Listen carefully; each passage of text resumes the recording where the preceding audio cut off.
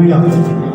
At least మందిరంలో రాలేకపోయినా మీరు యూట్యూబ్లో అయినా కూడా ప్రతి వారం చూస్తున్నారు కనుక మీరు క్రమంగా దీన్ని ధ్యానిస్తున్నారని నేను నమ్ముతున్నాను.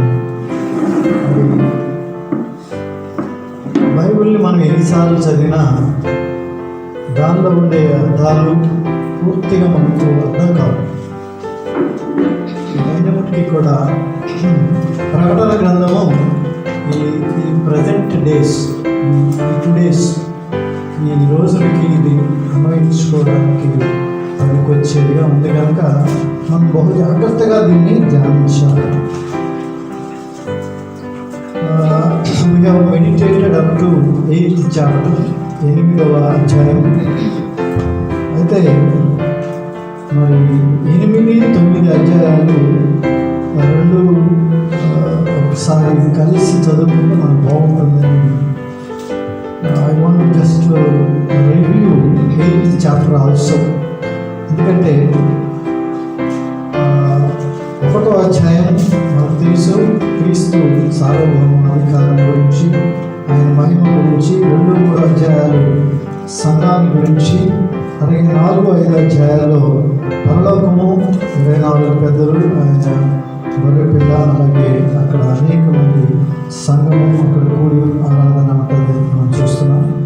6వ అధ్యాయం నుంచి మరి దేవుని యొక్క జడ్జిమెంట్స్, గాడ్స్ జడ్జిమెంట్స్ అనేవి మనం చూస్తున్నాం. That's what it is happening. అంటే మనం ఇంకా వెళ్ళలేదు అక్కడికి, అందుకని ఇప్పుడే మంచి డెసిషన్ తీసుకోవడం మంచిది. ఆ టైంలో ఏం జరుగుతున్నాయో మనం కనుక తెలిస్తే మనము ఖచ్చితంగా మంచి నిర్ణయాలు తీసుకోవచ్చు. ఈ 6 నుంచి మనం చూస్తే అక్కడ ఆ యొక్క ముద్రలు విప్పడానికి గొర్రెపిల్లకు మాత్రమే అధికారం ఉందని ఆ ముద్రలు విప్పడం. ఆ తర్వాత 6 ముద్రలను చూసిన తర్వాత 7వ ముద్ర విప్పినప్పుడు ఏం జరుగుతున్నది 8వ అధ్యాయానికి వచ్చాం. విప్పినప్పుడు 7 బోరలు మొదలైనవి. 7వ ముద్ర విప్పినప్పుడు 7 బోరలు, 7 trumpets, 7 trumpets జడ్జిమెంట్ అంటారు. 7 ముద్ర జడ్జిమెంట్ ఒకటి, అలాగే 7 trumpets జడ్జిమెంట్ అనేది ఒకటి. కనుక 8వ అధ్యాయంలో చూసాము. మొదటి బోర ఊదినప్పుడు we have seen అక్కడ వడగండ్లు, అగ్ని, రక్తము, భూమికి తీర్పు తెచ్చడం జరిగింది. ఓకే. తర్వాత 2వ బోర ఊదినప్పుడు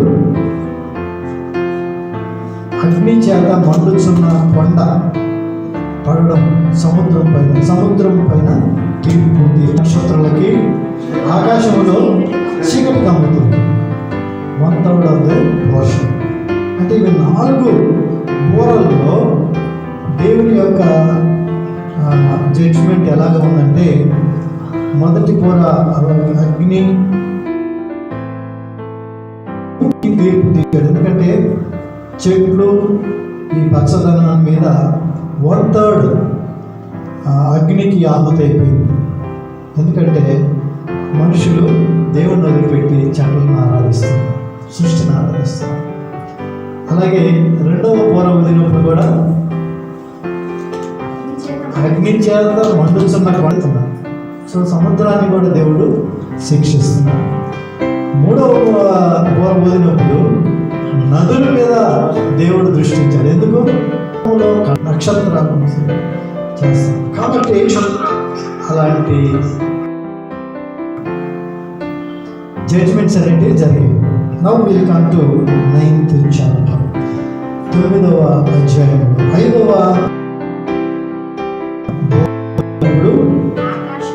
ఆకాశం నుండి భూమి మీద రాలిన ఒక నక్షత్రము సూచించింది. Very clearly it is return. ఊదినప్పుడు అయితే ఆయన ఎక్కడ విజన్ చూపించాడంటే, జాన్ హెస్ చూస్తున్నాడు ఇవన్నీ. ఈ బోర ఊదినప్పుడు ఆకాశం నుండి భూమి మీద రాలిన నక్షత్రాన్ని దేవుడు చూపిస్తున్నాడు. ఆ తర్వాత ఆ మాట ఉంది, అగాధం యొక్క తాళపు చెవి అతనికి ఇయ్యబడింది. నక్షత్రానికి తాళం ఇస్తారు ఎవరైనా, అతనికి ఇవ్వబడ్డారు. ఎవరు అతను? రెవల్యూషన్స్ మనం అంటే అంటే ఎగ్జాక్ట్గా మనం తెలుసుకోలేం, కానీ మరి రూపక అలంకరణ అంటారు. అంటే సూచాయిగా దీనికి ఈ నక్షత్రం ఏంటంటే రాలిపోయిన నక్షత్రం అంటారు. స్టార్ ఇది. దీని గురించి చెప్పాలంటే అతను అని ఉన్నది అంటే చూస్తే అతనికి ఇయ్యబడెను అగాధపు తాళపు చెవి. వేవ్యాక్ ఎప్పుడో పడిపోయినాడు, అది చూపిస్తున్నాడు యోహాను భక్తుడికి. ఆయన ఆ యొక్క దూతల యొక్క సర్వ సైన్య సమూహానికి ఎవరైతే లూసిఫర్ తట్టు వచ్చారో వాళ్ళందరినీ కూడా ఆకాశం నుండి భూమి మీదకి పడద్రోయడం అనేది మనం చూస్తున్నాం. ఎప్పుడు ఇది జరిగింది? ఒకసారి ఆదికాండం 1వ అధ్యాయానికి వెళ్దాం.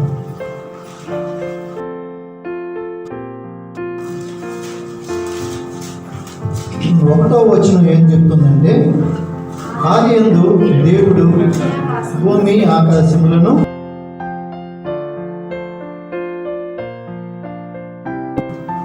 ఆది అంతం కలిగిన దేవుడు కాబట్టి మొదట్లో దేవుడు భూమి ఆకాశాన్ని చేశాడు.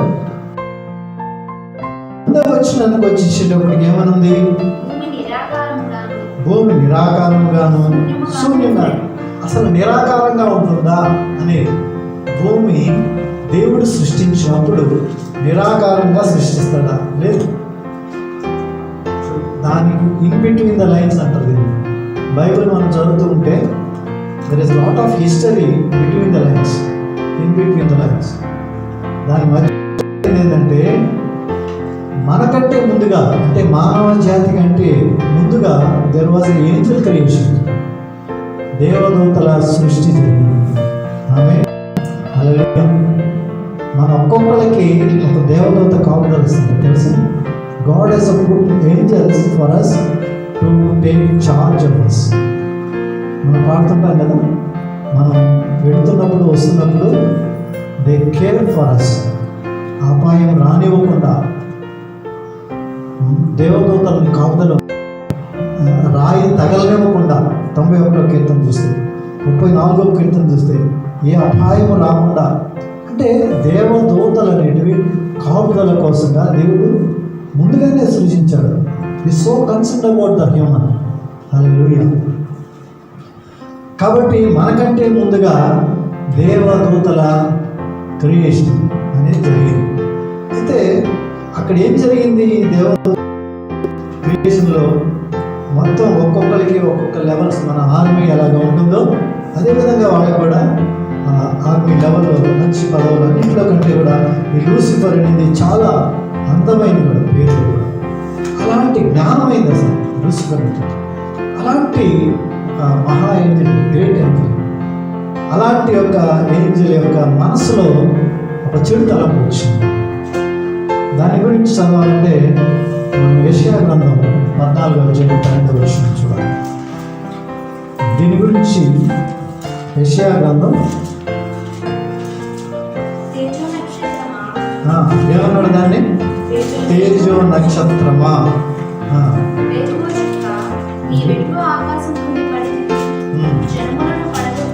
ఆకాశం నుండి పడితివి. 12 తేజో నక్షత్రమా, వేకువ చుక్క, నీవిట్లు ఆకాశం నుండి పడితివి. అంటే దీని అర్థం ఏంటి? తేజో నక్షత్రాన్ని దేని అంటున్నాడు యేసు ప్రభు ఇక్కడ? లూసిఫర్, సాతాను అంటున్నాడు. పడద్రోయబడింది. దాంతో పాటుగా అనేకమైన ఆ యొక్క ఫాలన్ ఏంజల్స్ భూమి మీదకి పడ్డాయి. అది పైన పడ్డప్పుడు భూమి ఆకారం పోతుంది. భూమి ఇష్టానుసారంగా చెదిరిపోయింది, నిరాకారంగా మారిపోయింది. ఇది నిజమండి. అందుకని రెండో వాటిలో చూస్తే భూమి నిరాకారంగాను శూన్యంగా, నిరాకారమైన మన జీవితాలని ఆకారం చేసేది దేవుడు కదా. అలాగే నిరాకారమైన భూమిని కూడా దేవుడు మొదటి దినం నుంచి రెండవ దినం, మూడవ దినం, నాలుగవ దినం, ఐదవ దినం, ఆరవ దినానికి వచ్చేటప్పటికి మనిషిని చేశాడు. హల్లెలూయా. కాబట్టి ఈ నక్షత్రం ఎక్కడి నుంచి పడ్డదంట? తేజం నక్షత్రమా, వేకువ చుక్క, నువ్వెట్లు ఆకాశం నుండి పడితివి, జనములను పడగొట్టిన నీవు నేల మట్టం వరకు ఎట్లు నరకబడితివి. 13.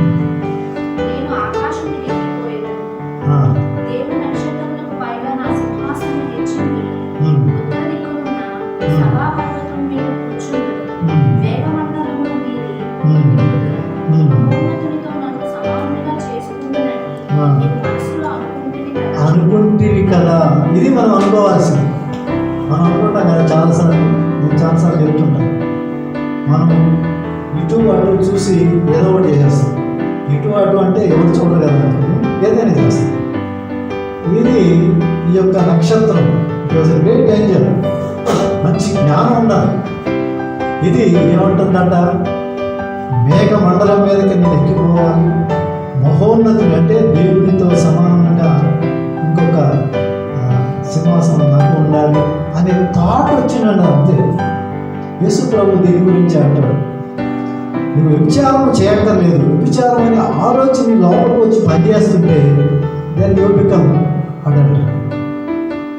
ఆ యొక్క వ్యభిచారంలో మరి ఫిజికల్గా అక్కర్లేదు, నీ ఆలోచన మొదలుపెట్టినప్పటి నుంచి నువ్వు దానిలోనే పాపంలో పెట్టినట్టు.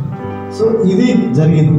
ఎప్పుడైతే ఈ యొక్క దూతక ఆలోచన రావడం మొదలుపెట్టిందో అనుకున్నావు కదా, ఆ తర్వాత ఆ 14 వచనంతో ఎండ్ అయిపోయింది. దీనికి వెంటనే ఏమన్నాడు, నీవు పాతాళమునకు నరకములు ఒక్క మూలకు. హల్లెలూయా. జరిగింది ఏంటంటే అక్కడ ఆ దూతలన్నీ కూడా లోపలికి తోయబడ్డాయంట. ఎక్కడ ఉంటుందో తెలుసా మనకు పాతాళం? మీకు తెలుసా ఎక్కడ ఉంటుంది పాతాళం? భూమి అంతా కూడా గుండ్రంగా ఉంది కదా, డీప్ పిట్. దానికి లోపల బాటం ఏముండదు, బాటమ్ లెస్ పిట్ అంటే దాని లోపల అగాధం లోపల తీసుకుని పడేసి. At the same time you see God has got control over that pit. వాడు ఎట్లా పడితే రావడానికి లేదు.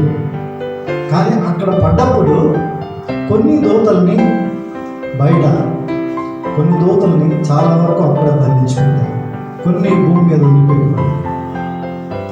కాబట్టి ఈరోజు మనం చాలా విషయాలు మనం గమనిస్తే పైన ఆకాశ మండలంలో ఏముంటాయి? ఆకాశ మండలం నక్షత్రాలు కాదు, ఆకాశం 6:12 ఏం చెప్తుంది? ఎఫెసీ 6:12 నీవు పోరాడినది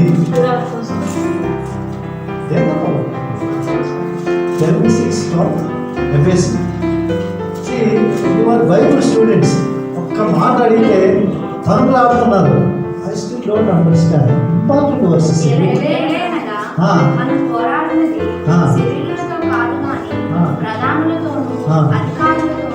ప్రస్తుత అంధకార సంబంధులకు లోకనాథులతోనూ ఆకాశ మండలమందున్న దురాత్మల సమూహములతోనూ పోరాడుచున్నాము. ఆకాశం ఎవరున్నారు? ఎక్కడి నుంచి వచ్చాయి? If they are angels to take charge for us, they don't fight with us. Amen. మనకు ఇన్ఛార్జ్గా ఉండే దూతలతో మనం పోరాడక్కర్లేదు. ఇవి ఫాలన్ ఏంజల్స్, ఇవి దేవునికి తిరుగుబాటు చేసినవి కాబట్టి అవి తిరుగులాడుతూ ఉంటాయి. హల్లెలూయా. కాబట్టి కొన్ని భూమి మీద తిరుగులాడుతున్నాయి, మిగతావన్నీ కూడా లోపల బాటమ్లెస్ ఆ యొక్క పిట్లో మొత్తాన్ని అక్కడ బంధించి పెట్టి ఉన్నారు. దీని గురించి లూకాసు సువార్త 10:18లో యేసు ప్రభువు కూడా ఒక మాట అంటాడు ఈ పడిపోయిన దూత గురించి. Luke chapter 10:18.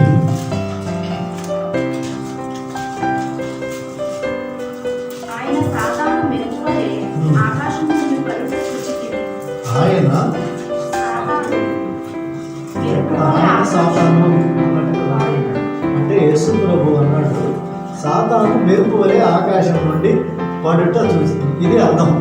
ఆయన సాతాను అంటే ఒక విధంగా meaning how to read the word. యేసు ప్రభు ఏమన్నాడు? సాతాను మెరుపు వలె ఆకాశం నుండి పడుట చూసింది. యేసు ప్రభు చూశాడు దేవుడు ఆ టైంలో. అలాగే ఇప్పుడు 5వ బోర ఊదినప్పుడు ఏం జరిగింది? అదే విషయాన్ని ఇక్కడ యోహాను భక్తుడు చూస్తున్నాడు. ఆ యొక్క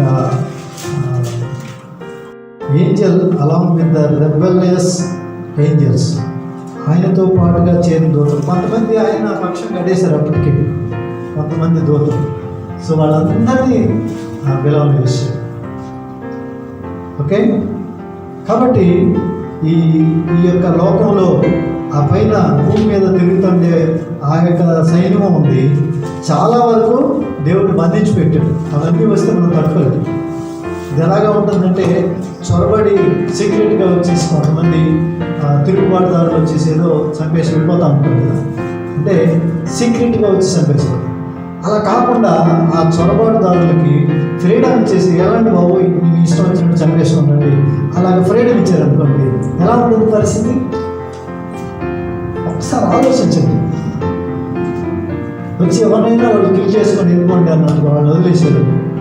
ఇప్పుడు ఇంత పోలీస్ ఫోర్సింగ్ నుండి ఇంత గవర్నమెంట్ పనిచేస్తుంటే వాళ్ళు వచ్చేసి సీక్రెట్గా ఏదో చేసిపోతూ ఉంటారు. దానికే మనం తట్టుకోలేకపోతాం. అలా కాకుండా అసలు దాన్ని వదిలిపెడితే ఎలా ఉంటుంది? That is happening when the 5th trumpet is blown. ఇప్పుడు మనం చూడబోతున్నాం.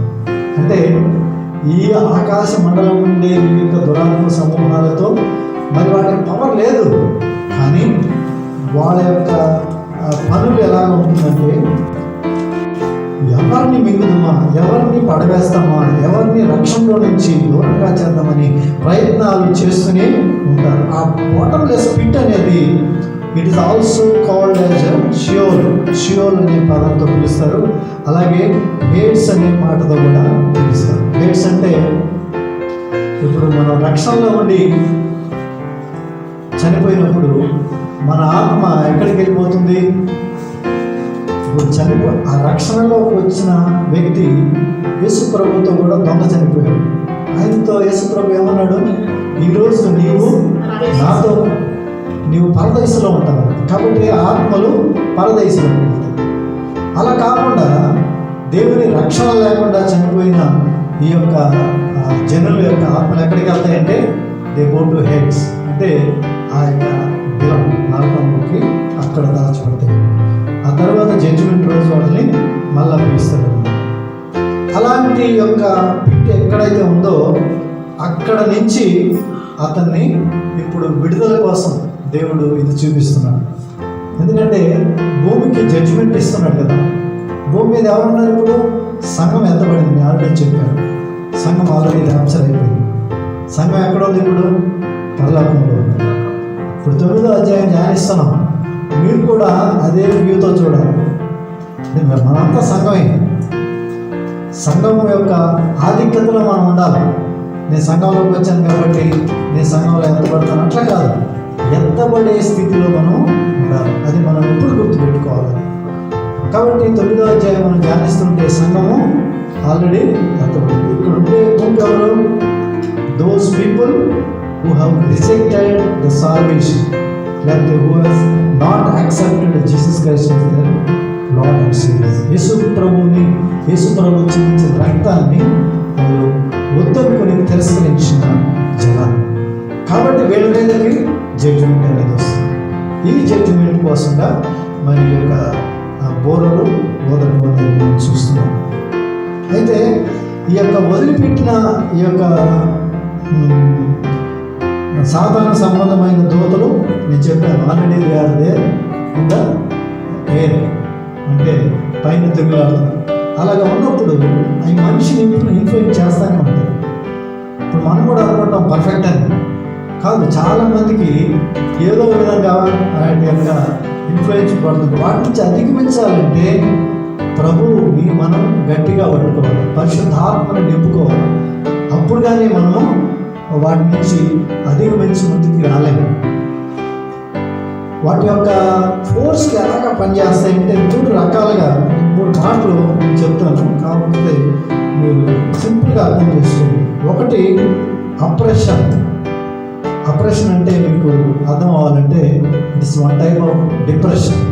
డిప్రెషన్లో పోవడం అనేది it's not the good character, లేకపోతే గాడ్స్ క్యారెక్టర్, దేవునిది కానే కాదు. ఏమంటే ఎలాగ ఉన్నారంటే, నేను డిప్రెషన్లోకి వెళ్ళాను. డిప్రెషన్ అంటే నీ మైండ్ని డిప్రెషన్, అది that is one of the evil force. దేవుని మీద ఆధారపడిన వాళ్ళు డిప్రెషన్లోకి వెళ్ళకూడదు, వెళ్ళడానికి వీలు లేదు. Because you hope in the lord. నీ దేవుడే నీకు సమస్తం, నీ దేవుని మీద నువ్వు ఆధారపడతావు, అంతేగాని డిప్రెషన్లోకి వెళ్ళకూడదు, వెళ్ళడానికి వీలు. కాబట్టి దట్ ఈస్ వన్ థింగ్. రెండవది అబ్సెషన్. అబ్సెషన్ అంటే pre occupied with all type of evil thoughts. అంటే మొత్తం ఈవిల్ చేసే ఆ యొక్క పనులు, వాటి కార్యాలు, వాటి గురించినే తలంపులతో ఉండడం. అది తెలియదు అసలు. అంటే రకరకాలైన ఈవిల్ మాటలు కానివ్వండి, ఈవిల్ తలంపులు, అవి చేసే కార్యాలు, అవి చేసే పాటలు, అవి చేసే సినిమాలు, అలాంటి వాటితోనే మొత్తం preoccupied. That is one type. మూడవది పొసెషన్. అంటే ఇట్లా అంటారు కదా, వీళ్ళు ఈవిల్ పొసెషన్ అంటారు. పొసెషన్ మూడవది అంటే ఆక్యుపై చేయడం, పూర్తిగా వాడు ఆక్యుపై చేస్తున్నాడు. మూడవది తెలిసిపోతుంది, పూర్తిగా ఆక్యుపై అయిపోయినాడు, వాడికి వెళ్ళిపోతుంది, వాడు ఎట్లా నడిపిస్తే అట్లా నడుస్తుంది. బట్ ఫస్ట్ 2 క్యారెక్టర్స్ మనకి ఈజీగా తెలుస్తుంటాయి, దేవుడికి కావు కనుక దానిలో మనం ఉండడానికి వీలు. ఇవి జరుగుతున్నది. ఇది ఈవిల్ యొక్క మరి ఇన్ఫ్లుయెన్సెస్గా మనం తెలుసుకోవాలి. ఇప్పుడు చూద్దాము, ఇప్పుడు ఏం జరిగింది. 9వ అధ్యాయం 3వ వచనం చూద్దాం. ప్రకటన గ్రంథం 9:3 వచనం. ఈ 6వ ట్రాంపెట్, 5వ బోర, 5th ట్రాంపెట్ ఊదినప్పుడు వెంటనే వాట్ హ్యాపెండ్. 3వ వచనం చూద్దాం. 2వ వచనం చూద్దాం. అతడు అగాధము తెరవగా పెద్ద కొలిములో నుండి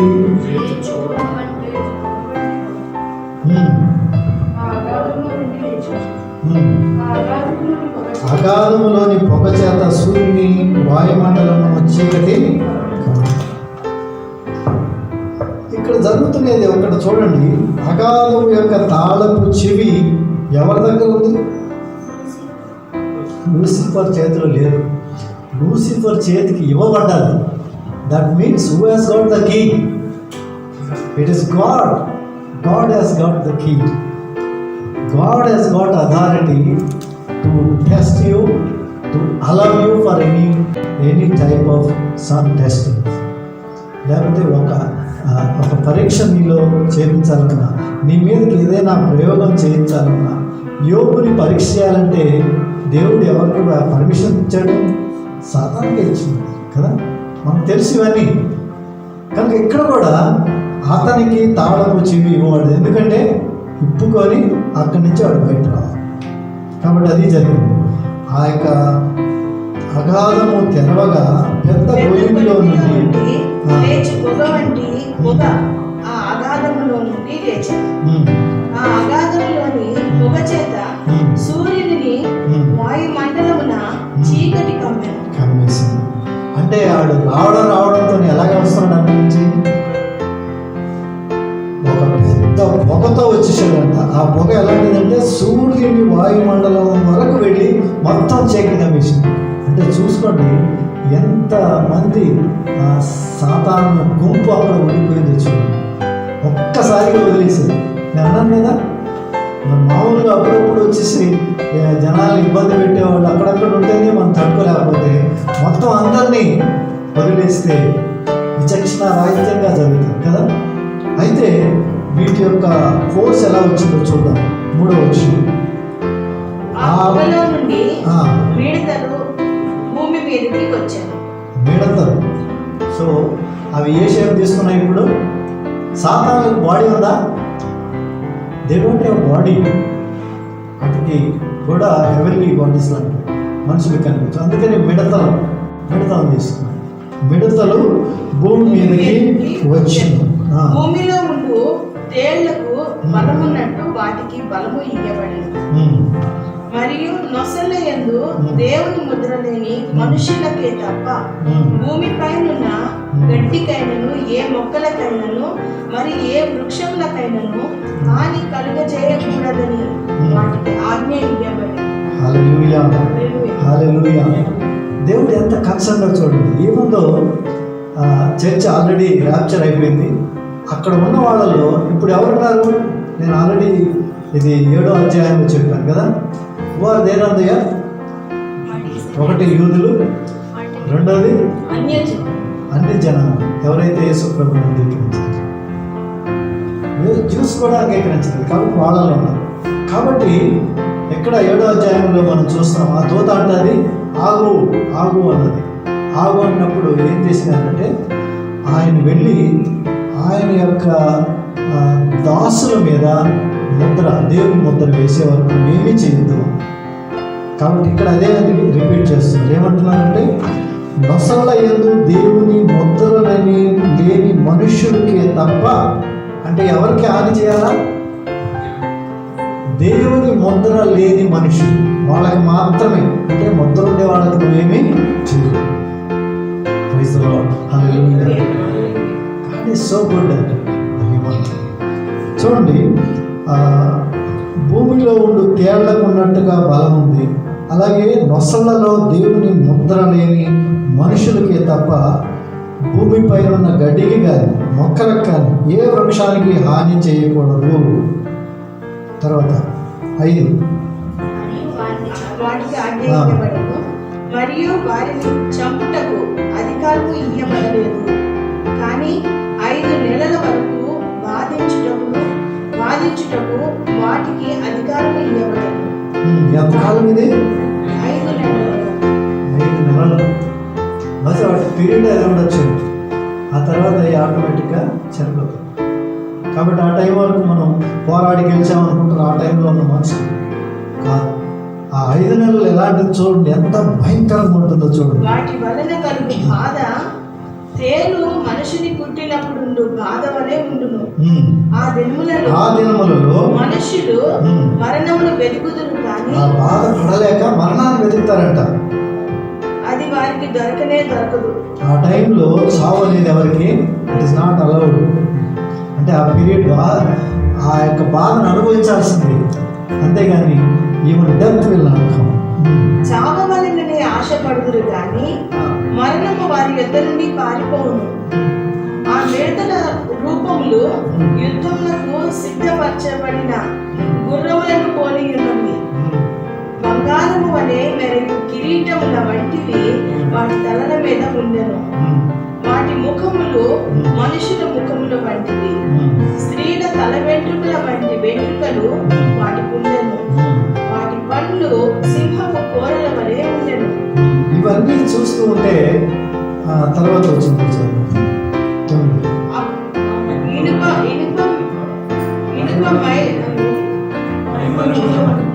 మైమరుగుల వంటి మైమరుగులు వాటికి ఉండెను. వాటి రెక్కల ధ్వని యుద్ధమునకు పరిగెత్తునట్టి విస్తారమైన గుర్రపు రథముల ధ్వని వలె ఉండెను. తేళ్ల తోకల వంటి తోకలను కొండ్లను వాటికి ఉండెను. 5 నెలల వరకు వాటి తోకల చేత మనుషులకు హాని చేయుటకు వాటికి అధికారం ఉండేది. ఇవన్నీ కూడా క్లుప్తంగా చెప్పాలంటే ఒక రకమైన మనుష్యులను హింసించేదానికి ఒక రోబో లాగా తయారైనట్టుగా. అంటే అప్పుడు రోబోలు లేవు కదా, యోహాను ఆ టైంలో రోబోలు చూసాం. ఇప్పుడు వచ్చాయి రోబోలు. యుద్ధ పరికరాలు ఈరోజు ఉన్నాయి. రకరకాలైన అలాంటి ఆ షేపులు అవి కనిపిస్తాయి. చూడండి ఏ విధంగా ఉన్నాయి. కొన్ని ఎలాగ ఉన్నాయంట, గుర్రములను పోలి ఉన్నాయి. యుద్ధానికి సిద్ధపరచబడిన గుర్రాలు ఉన్నాయంట. అలాగా కొన్ని ఏమో మరి సింహపు కోరల వంటిగా ఉన్నాయంట. వాటి ముఖ కవళికలు మారుతూ ఉన్నాయంట. వాటి యొక్క తోకల తేళ్ల తోకల వంటివి ఉంటాయంట. ఇవన్నీ రకాల వేదనలు తీసుకుని వచ్చే ఆ యొక్క శత్రు సైన్యాన్ని దేవుడు, అంటే దేవుని మాట వినని ప్రజల మీదకి సాతాను దూతలని దేవుడు వదిలేస్తున్నాడు. ఆమేన్, హల్లెలూయా. జాగ్రత్తగా ఉండండి. ప్రభు యొక్క మాటకి లోబడి ఆయన గుంపులో ఉండడం ఎంత ధన్యతో చూడండి. ఈ లోకంలో అంత భయంకరమైన పరిస్థితులు రాబోతున్నాయి. అందుకని బహు జాగ్రత్తగా ఉండాలని నేను తెలియజేస్తున్నాను. అయితే చివరిగా 11వ వచనంలో అంటాడు, పాతాళపు దూత వాటిపైన ఒక రాజును పెట్టుకున్నారంట. అతని పేరు అబద్దోను అని హెబ్రీ భాషలో ఆయన రాజు పేరు, గ్రీస్ దేశ భాషలో అపోల్లో అని. అది అయితే ఈ యొక్క 5వ బోర ఊదినప్పుడు జరిగేది ఏంటంటే, మరి ఆ యొక్క ఎబెస్ అనే బాటంలెస్ పిట్ నుంచి ఆ యొక్క శత్రు సైన్యం, లేకపోతే పడిపోయిన దూతల సైన్యం బయటకు వచ్చి మిడతలు ఆ రూపంలో వచ్చి ప్రజలందరినీ కూడా 5 నెలలు మరణించుదామనుకుంటే మరణం కూడా రాకుండా భయంకరమైన పరిస్థితి వస్తుంది. కాబట్టి అది 5వ బోర. ఇప్పుడు మొదట శ్రమ గతించింది. ఇంకెన్ని ఉన్నాయి? ఇంకా 2 ఉన్నాయి. మరి 2 శ్రమలు తర్వాత వస్తాయి. కాబట్టి తర్వాత 6వ దూత బూర ఊదినప్పుడు దేవుని ఎదుట ఉన్న సువర్ణ బలిపీఠము యొక్క కొమ్ముల నుండి ఒక స్వరము యూఫ్రటీసు అను మహానది యొద్ద బంధింపబడి ఉన్న 4 దూతలను వదిలిపెట్టమని బూర పట్టుకొని ఉన్న 6వ దూతతో చెప్పుట పెట్టింది. ఇక్కడ ఎప్పుడైతే ఈ యొక్క 6వ బోర ఊదినారో, 6వ బోర ఊదినప్పుడు ఏం జరిగిందంట, పరలోకములో ఉన్న దూత స్వర్ణ బలిపీఠం యొక్క కొమ్ముల దగ్గర ఉంది. ఆ దూత ఆ యొక్క స్వరము మాట్లాడుతుంది. ఏమని? యూఫ్రటీస్ అను మహానది యొద్ద బంధించబడిన 4 దూతలు. వీళ్ళు కూడా దూతలే. ఈ దూతలను మంచివాళ్ళు అంటారా, లేకపోతే పాలన ఏంజలు అంటారా? బంధించబడి ఉన్నారు. దూతలు ఇప్పుడు బంధించబడినారంటే కూడా వాళ్ళు ఫాలన్ ఏంజల్, అంటే తిరుగుబాటు చేసిన వాళ్ళు. అంటే ఆ ఫాలన్ ఏంజల్స్లో 2వ భాగం ఎక్కడ బంధించబడింది? ఇది యూఫ్రటీస్ రివర్ దగ్గర. యూఫ్రటీస్ రివర్ ఎక్కడి నుంచి మొదలవుతుందంటే, ఇట్ స్టార్ట్స్ ఫ్రమ్ ఇరాక్ దగ్గర మొదలవుతుంది. ఇరాక్ నుంచి then it goes to Iran, ఆ తర్వాత ఇట్ గోస్ టు సిరియా, ఆ తర్వాత టర్కీ. ఆ 4 దేశాల దగ్గర అది ప్రవహిస్తుంది. దీని గురించి ఆదికాండంలో మనం ఈ మాట చూడవచ్చు. ఎక్కడి నుంచి మొదలవుతుంది ఇది?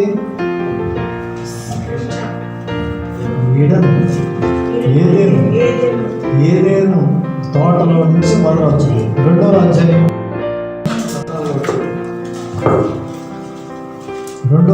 10వ వచనం.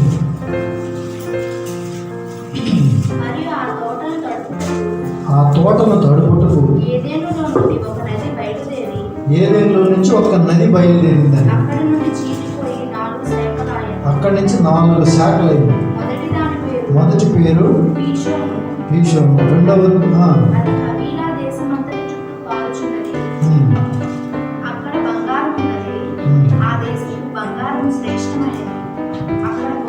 రెండవది 13వ వచనం. రెండవ దాని పేరు నది పేరు గీహోను, 14వ వచనం. 3వ నది పేరు హిల్లికేలు, 4వ నది యూఫ్రటీస్. కాబట్టి ఈ నది ఎక్కడి నుంచి మొదలవుతుందంటే సరాసరి ఏదైనా తోట నుంచి వెళ్తుంది. అంటే ఇప్పుడు ఇరాక్ అనేది కూడా ఆ ఏరియాలోనే ఉంది. అయితే నేను చెప్పేది ఏంటంటే, ఈ 4 దూతలని తీసుకెళ్ళి యూఫ్రటీస్ రివర్, 4 దూతలు అంటే 4 ఏరియాలు, యూఫ్రటీస్ రివర్ ప్రవహించే ఏరియానంతా తీసుకుంటే ఆ 4 కార్నర్స్లో వాటిని బంధించి పెట్టున్నారు 4 దూతలు. అవి కూడా పెద్ద దూతలు అయ్యొచ్చు బహుశా, బంధించి పెట్టున్నారు. కాబట్టి that is the one of the area where the Satan is bound by God. దేవుడు సాతాన్ని బంధించి పెట్టిన 2వ స్థలం కాబట్టి అక్కడ మరి ఆ యొక్క గుంపు అక్కడ ఉందని తెలియజేస్తున్నాం. ఇంకా మనం తర్వాత చూస్తాము. వాటితో పాటుగా around 20 crores of fallen angels will be released. 20 crores. మీరు ఈ పిక్చర్ బాగుంది కదా. దాదాపు ఇరాక్, సిరియా, టర్కీ. ఎందుకు చెప్తున్నానంటే ఈరోజు మెయిన్గా మనం న్యూస్ పేపర్లో చూస్తే వీటిని బట్టే ఉంటుంది. అంటే దేవుడిచ్చే తలంపు ఏంటంటే వాటి ఇన్ఫ్లుయెన్స్ ఎక్కువ పనిచేస్తుంది ఇక్కడ. ఇరాక్, ఇరాన్, సిరియా, అలాగే టర్కీ ఇట్లాంటి ఇది ఈ యొక్క ఫాలన్ ఏంజెల్స్ లేకపోతే ఈ దూతలు అనేటివి సాతాను సైన్యం అనేది ఎప్పుడు కూడా మనుషుల్లో నుంచి డిస్టర్బెన్స్ క్రియేట్ చేస్తాయి, మర్డర్ చేయమంటూ ఉంటాయి. అందుకని ఎక్కువ చావులు అనేది, ఎక్కువ ఫైటింగ్స్ అనేటివి అక్కడి నుంచే మొదలవుతుంటాయి. వాళ్ళ మీద ప్రతీకారం కోసం మిగతా కంట్రీస్ కూడా స్టార్ట్ అవుతుంటాయి. బట్ అక్కడి నుంచి మొదలవుతూ ఉంటుంది ఎక్కువగా. కనుక ఈ యొక్క 6వ బూర ఊదినప్పుడు ఆ 4 దూతలు ఎందుకు రిలీజ్ చేయమంటున్నారు చూడండి. Now we can come back to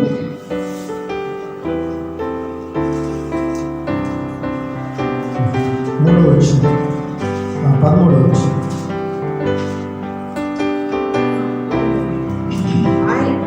ఆరవ దూత బూర ఊదినప్పుడు దేవుని ఎదుట ఉన్న సువర్ణ బలిపీఠం యొక్క కొమ్ముల నుండి ఒక స్వరము యూఫ్రటీసు అని మహానది యొద్ద బంధింపబడి ఉన్న 4 దూతలను వదిలిపెట్టమని బూర పట్టుకొని ఉన్న ఆ 6వ దూతతో చెప్పుట వింటిని.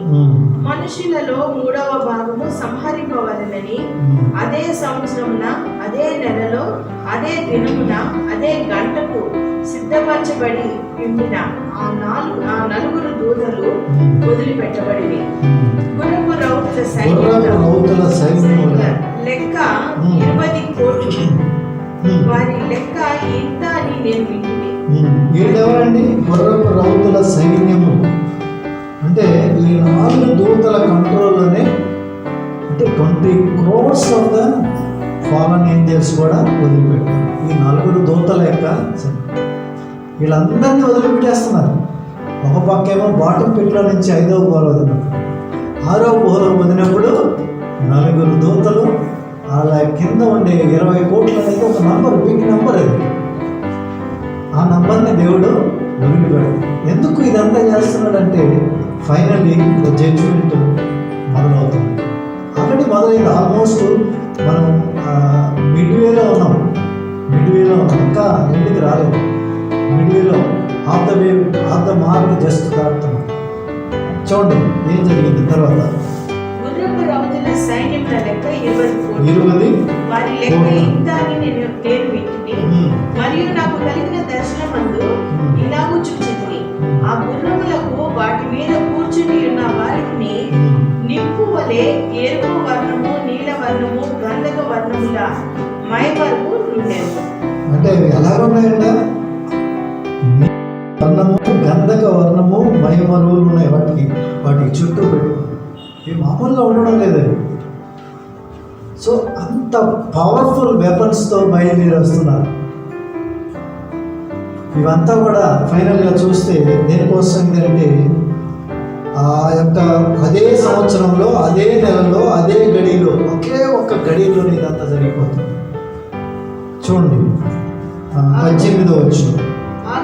ఆ 3 దెబ్బల చేత అనగా వీటి నోళ్లలో నుండి బయలు వెడలుచున్న అగ్ని, ధూమ, గంధకముల చేత మనుషులలో 3వ భాగం చంపబడేను. దీనికోసం ఇదంతా మనుషులలో 3వ భాగం. హల్లెలూయా, హల్లెలూయా. ఆల్రెడీ మనము 6వ అధ్యాయంలో చూసాం కదా, 1/4 of the human population already died. ఇప్పుడు ఉన్న వాళ్ళల్లో 1/3 ఆఫ్ ద పీపుల్, 1/3. 100కి 1/3 అంటే 33, 33%.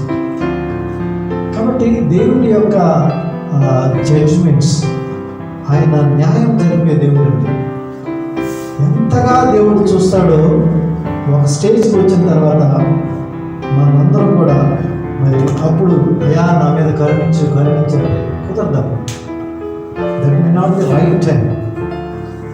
కానీ ఈ ప్రజలు చూడండి, because they were towards the worshipping this nature. వీళ్ళు ఈ ప్రజలు ఎలాంటి వాళ్ళు అంటే చెట్లని పుట్టలని పూజించేదానికి అలవాటు పడిపోయినారు, సముద్రాన్ని పూజించేదానికి అలవాటు పడ్డారు, అలాగే సూర్యుడిని చూసి అటు ఆరాధించడానికి అలవాటు పడిపోయినారు. వీళ్ళు దీనికి అలవాటు పడిపోయినారు. ఇంత జరుగుతుంటే at the end of the chapter ఇది ఏం చెప్తుందంటే, ఇంత జరిగింది కదా, అయ్యో సముద్ర దేవుడు కోపం వచ్చేసినట్టుంది, చెట్ల దేవుడికి కోపం వచ్చేసింది, తర్వాత నదుల దేవుడికి కోపం వచ్చేసింది. కాబట్టి ఏం చేయాలి, మనం శాంతి చేయాలా. మనుషులు ఏమనుకుంటున్నారంట, శాంతి చేయాలి. అంతేగాని జీవం కలిగిన దేవుని తట్టుకి తిరగడానికి వాళ్ళకి మనస్సు లేకుండా. ఎంత విచారకరం అంటే మనుషులు ఎందుకు ఏ విధంగా అయిపోతారో మనకు తెలియదు. సో హార్డ్ అండ్ ఎంతగా మనం చెప్పినా కూడా. చూడండి తర్వాత చెప్పాం 19వ వర్షం. ఆ గుర్రముల బలము వారి నోళ్ళ ఎందును వాటి తోకల ఎందును ఉన్నది. ఎందుకనగా వాటి తోకలు పాముల వలె ఉండి తలలు కలిగినవై వాటి చేత అవి హాని చేయు. ఈ దెబ్బల చేత చావక మిగిలిన జనులు, చావక మిగిలినంటే 1/3 మాత్రం అయింది ఇక్కడ. చావక మిగిలిన జనులు దయ్యములను చూడను వినను నడువను శక్తి లేనివై బంగారు వెండి కంచు రాయ కర్రలతో చేయబడిన తమ హస్తకృత్యములైన విగ్రహములను పూజింపకుండా విడిచిపెట్టినట్లు మారు మనసు పొందలేదు. వాటిని విడిచిపెట్టేటట్టుగా వాడు మారు మనసు పొందలేదు. అంటే ఇక్కడ 33%, 1/3 ఆఫ్ ద పీపుల్, ఇంకా 2/3 ఉంది కదా. కానీ వాళ్ళకేంటంటే మారు మనసు లేదు, అప్పటికి కూడా మారు మనసు లేదు. వాళ్ళు ఏం చేస్తున్నారంట, మరియు తాము చేయుచున్న నరహత్యలను మాయా మంత్రములను చోరత్వములను చేయకుండానట్లు వారు మారు మనసు పొందిన వారు కారు. మారు మనసు పొందలేదు. Instead of repenting and turning to the God who is giving the life, they are going towards the idols. వాళ్ళు మారు మనసు పొందడానికి ఇష్టపడడం లేదు. పైపెచ్చు దానికి ఏదో శాంతి చేయాలని పరిగెడుతూ ఉన్నారు. ఇది మనుషుల యొక్క పతనానికి ఇట్ ఈస్ అ పీక్, ఉన్నత స్థితి, ఎక్స్టెంట్ పెరుగుతున్నారు. ఇంక వాళ్ళు దేవుని గురించి అస్సలు పట్టించుకునేటట్లేదు. హల్లెలూయా, హల్లెలూయా. అయితే ఇదంతా మనం చదివిన తర్వాత ఏమర్థం చేసుకుంటున్నాం, every week there is a caution, ఒక్కొక్క బోర, ఒక్కొక్క దగ్గర, ఒక్కొక్క ఛానల్ మనం ధ్యానం చేస్తూ వస్తున్నాం. జాగ్రత్తగా ఉండాలండి. ఈరోజు మనం సంఘంలో ఇంత ఆధిక్యత, ఇశ్రాయేలుకి లేని ఆధిక్యత సంఘానికి ఇచ్చారు. సంఘంలో అందరూ మరి ఎంతగానో దేవునితో సిద్ధపడి ఆయన యొక్క పెళ్లి కుమార్తెగా మనం ఉండి పరలోకానికి వెళ్ళి ఆయనతో పాటు ఉంటుండగా భూమి మీద జరగబోతున్న వీటన్నిటిని మనం చూస్తాం. భూమి మీద జరగబోయే అన్నీ కూడా ప్రభు దగ్గర నుంచి మనం చూడగలం. అందుకని దేవుని ఎత్తబడి గుంపులో మనం ఉండాలని తెలియజేస్తాం.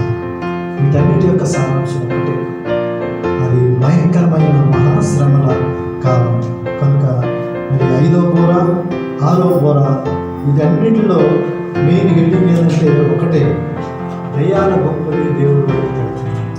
ఆమేన్. ఎవరవుతున్నాడు? దయ్యాలు. సాతాను వాటి యొక్క సైన్యం.